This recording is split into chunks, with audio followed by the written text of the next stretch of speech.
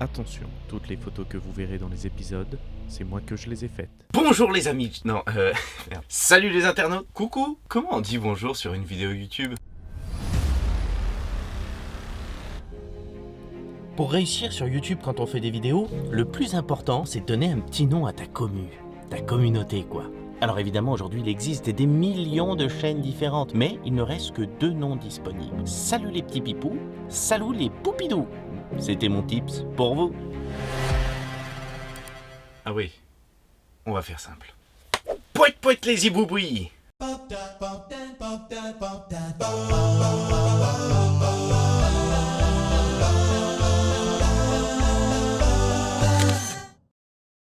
Quand on fait de la photo, il y a une question qui revient à peu près tout le temps. C'est un peu la question originelle. Comment on fait une belle photo? Pour ce faire, c'est très simple. Placez-vous près d'une fenêtre, ouvrez-la, prenez votre téléphone portable et... Oui, c'est vrai, on peut faire des jolies photos avec son téléphone. Mais moi, j'aime trop avoir la main mise sur tous les petits réglages. Après, c'est bien d'apprendre à bien gérer son cadre et sa composition. Selon Google, le cadrage, c'est... La mise en place du sujet dans les limites du cadre du viseur d'un appareil de prise de vue.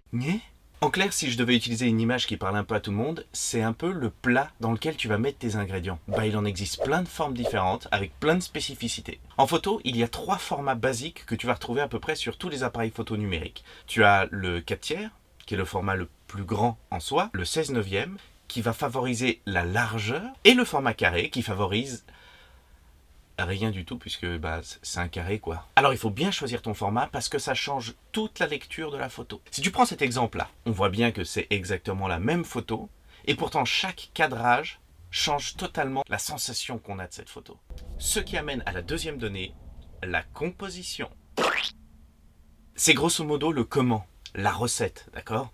L'ordre et l'importance que tu vas donner à chaque ingrédient. D'ailleurs, quand vous faites votre composition, soyez attentif à tous les petits détails. Je veux dire, une poubelle disgracieuse dans le champ, un doigt sur l'objectif, un connard de touriste qui passe.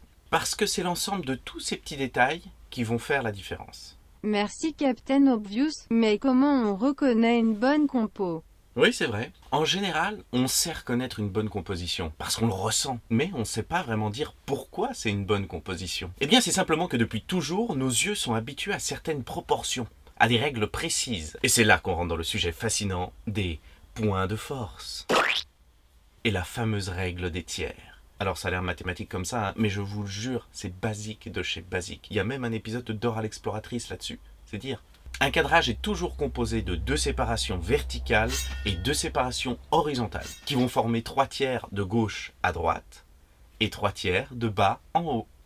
Petit tips, normalement vous pouvez retrouver cette grille dans les paramètres de votre appareil. Chaque ligne, c'est ce qu'on appelle une ligne de force. Alors pourquoi de force? Eh bien c'est simplement que quand tu vas poser ton sujet ou un détail de ton paysage dessus, ça va apporter un équilibre, ça va lui donner de la force. Par exemple, en plaçant l'horizon sur une ligne de force, déjà on équilibre un petit peu la photo. Et ensuite, à l'endroit où les lignes se croisent, paf, ça fait des chocs à pic. Et c'est ça qu'on appelle le point de force. Si vous mettez votre sujet à cet endroit, votre œil, il est content. Oui, parce que il sait où regarder, il sait exactement où aller. Waouh! Ça pique un peu. Regardez bien cette photo. On l'aime bien cette photo. Bim, les points de force. Alors que celle-là, on est paumé. On sait pas où regarder. C'est qui le con qui a fait cette photo? C'est moi! Oui, on fait tous des conneries, mais c'est le meilleur moyen de progresser. C'est bien une phrase de faible. Oui, c'est vrai.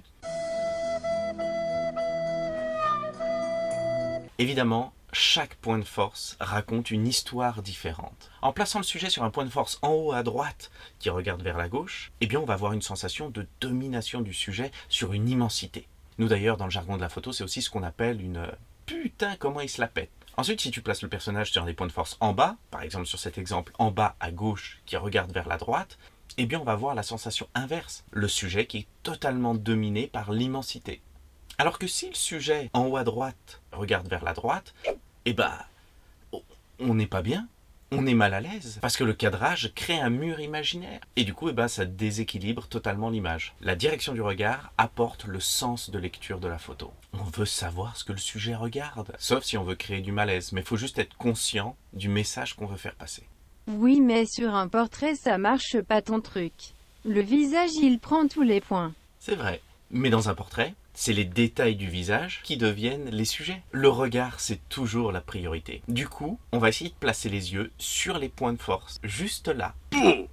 Et qu'est-ce qui se passe si on place pas notre sujet sur un point de force? Eh bien, tu meurs dans d'atroces souffrances. Mais non, si vous placez votre sujet en bas au centre par exemple, comme sur cette photo, eh bien on va avoir la sensation que le sujet est noyé au milieu de l'immensité, parce qu'il devient secondaire. Maintenant que vous avez intégré toutes ces règles, eh bien, oubliez-les, tordez-les dans tous les sens, amusez-vous avec, c'est essentiel. Parce que notre œil là, s'il est trop confortable, il s'emmerde. Voilà. Alors il faut le surprendre l'œil. Il faut chambouler la composition en choisissant, je sais pas moi, d'autres angles par exemple. Mais bon, ça, ce sera le sujet d'un autre tuto. N'hésitez pas à poser toutes vos questions en commentaire, je prendrai le temps d'y répondre dans une prochaine vidéo. Et abonnez-vous et partagez si ça vous a plu. Allez, pouet pouet les ziboubouis. Abonne-toi sinon je te pirate.